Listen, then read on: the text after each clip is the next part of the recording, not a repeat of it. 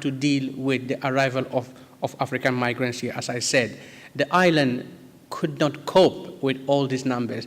In the wintertime, when there are less boats coming, we find that health services improve. In the summertime, when boats come all the time, and there's a panic mode where everybody goes into panic, then it is very, very difficult for people to have better access to health services. I would suggest, in conclusion, I believe that Malta has to have a comprehensive integration policy if we had to look at the health of migrants in Malta. There is this pervasive thinking that migrants do not want to remain here, or we do not want to do something that someone can say that we are encouraging migrants to stay here. So an integration policy that looks at healthcare as an entitlement to the people who remain in Malta, I think would be something in the positive direction. But also there would be also an education of the migrant population that arrive here as well. Sometimes they arrive here without wanting to integrate or wanting to understand the system as is being applied in Malta, and that is a problem. Of course, NGOs like us and other NGOs have begun to tap into some projects and some programs where we hold some training sessions in the prevention of communicable diseases. We look at mental health, we look at hygiene and other things, but it is not enough. And I hope that if there is a comprehensive policy, then the health care given to migrants will improve. I thank you for your attention, and I hope I was able to convey what I have experienced to you. Thank you. Quick round of questions, comments, feedback, and then the panelists will be able to react on one occasion, if you would agree to do that. So, may I have any indication of people? It's okay. There we go. Right. Can you please identify yourself? Yes. I'm Raj Bhopal from the University of Edinburgh in Scotland. I'd really like to thank the speakers for such open and honest presentations, and particularly Mr. Ahmed Bougri, who I think was as honest as you can get. And the position he's outlined is quite worrying, because if we take the previous speaker, the Roma population, they've been living in Europe for about 300 to 600 years, depending on which country you look at, which settlement. And to think that after all that time, and there's been ups and downs, and they're in such a terrible situation, we really now need to resolve this. And now we're getting new immigrants coming in from Africa, for example, the ones in Malta, and they're having a difficult time. Earlier, there was a poster showing that 3 years after they had arrived, a survey was done, and there were numerous health problems of the kind that we associate in public health with overcrowding, not enough, perhaps nutrition or space, things like scabies and lice, skin conditions, upper respiratory tract infections, the kind of things that we don't think are part of the European life. And I did make a point that perhaps it's a detention centre that is the problem. They do seem to be living in an incredibly overcrowded situation. And if people are getting mental health problems some months after arriving in Malta, is it not at least possible that it's the circumstances of their detention that are causing the problems, and not necessarily the journey from Africa? After all, they've actually made that journey, it's over. Maybe by then they were expecting and hoping for some relief from the difficulties they had left behind. So I think I'd like to thank, once again, thanks for that exposition, the two expositions there, but I think there are massive challenges that perhaps we need to try and think through together as a public health community across Europe. Thank you. Anyone else? Dr. Charmaine Gauci. My capacity as the association and also as Health Promotion and Disease Prevention Directorate within the Ministry of Health Malta. From the various presentation, we acknowledge that there is challenges and different attitudes which we need to take, and also we need to cater the services which need to be available to these different groups and how we can integrate within our own health system. The number of issues which has been mentioned regarding also the immigrants in Malta, some may be rumors which we need to tackle as well. But I would like to highlight as well the efforts which are being done by the local health authorities. Many of these migrants are coming from countries which have high endemic infectious diseases, which we usually don't have in our country. One of them would be like tuberculosis. Malta is a very low endemic country, and most are coming from sub-Saharan Africa, where there is high endemicity of TB. What we do is immediately upon arrival, even upon the shores, we see to their immediate care needs, medical care, whereby a port health doctor specialized in these areas actually goes to the scene, sees to their immediate care, and if need be, they are taken immediately to hospital and taken for care. Another aspect is that within the immediate week, we screen them for active tuberculosis by a chest X-ray, and that is for the protection of the same group, because if we find an active TB case, then we need to start the treatment so that it will not be transmitted to the same group that they are in.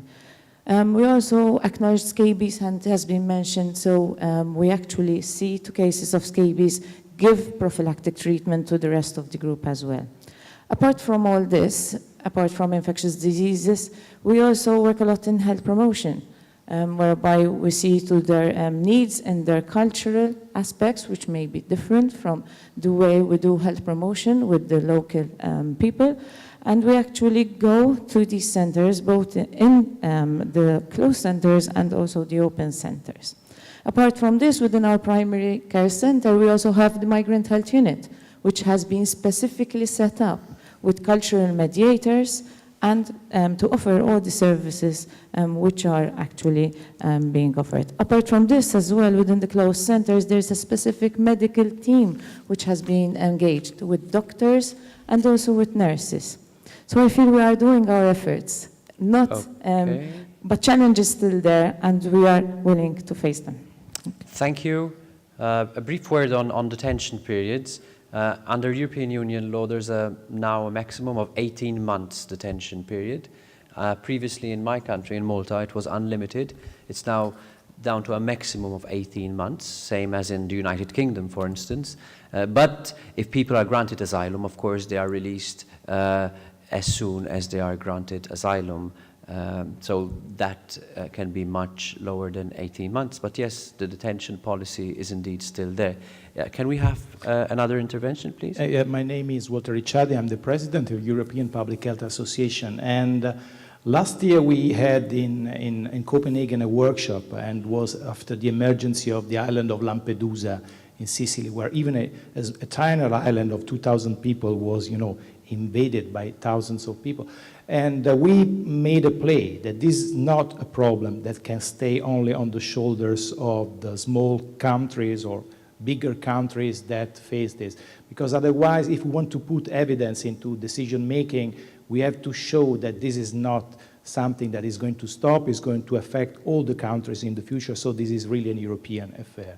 But I can tell you that this is not the case. It's never the case. I've been advising the Minister of Health of my country, which is Italy, when this happened. We made an emergency meeting with all the ministers of health of the Mediterranean countries. Actually, the reaction was very selfish. I mean, it's your business. We don't care.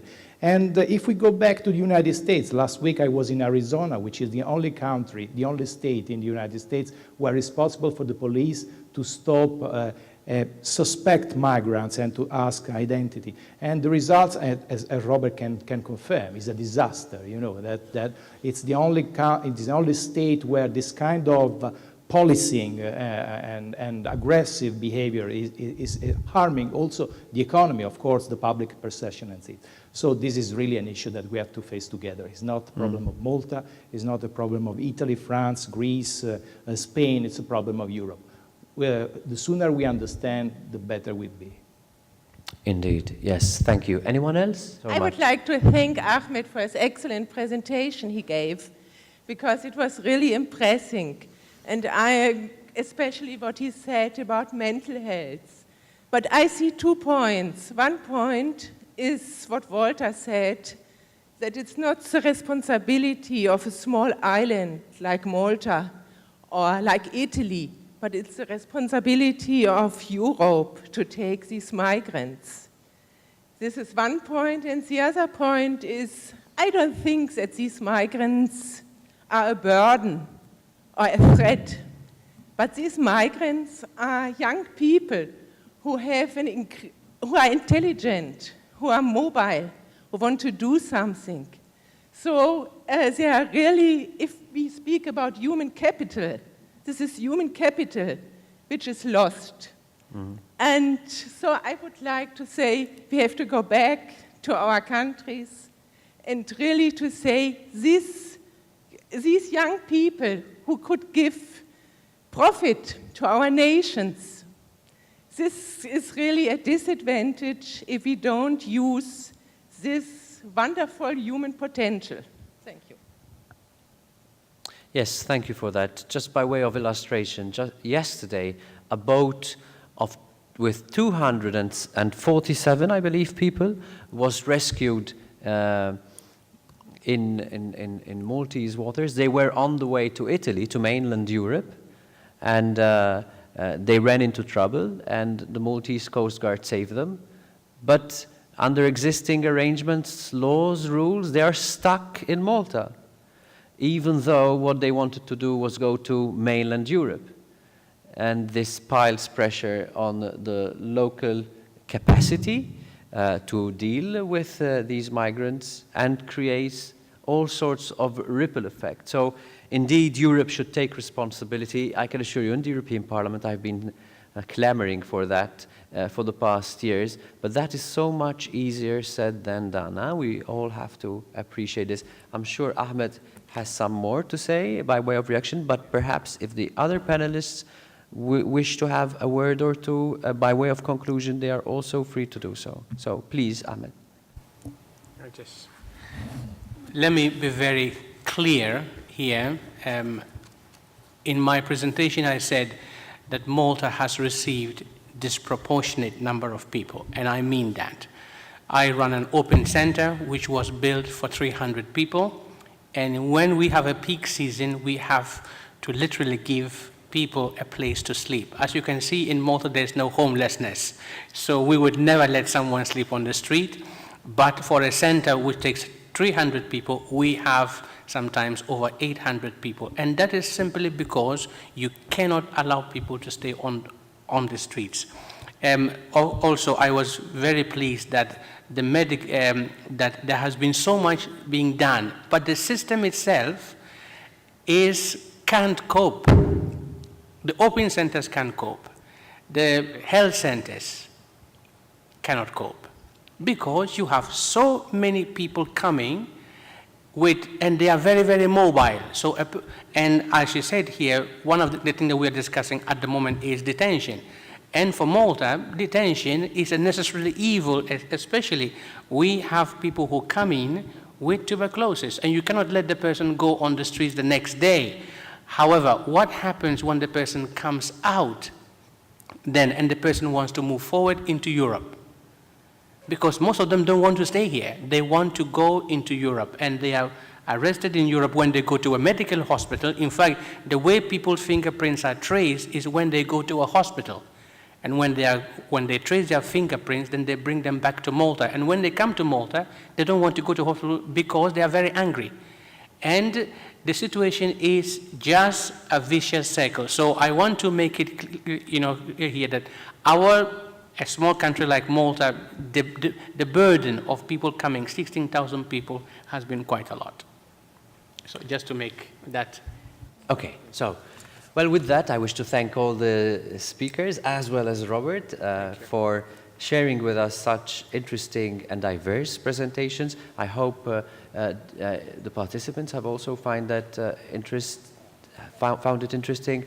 And with that, I bring this session to a close. Thank you.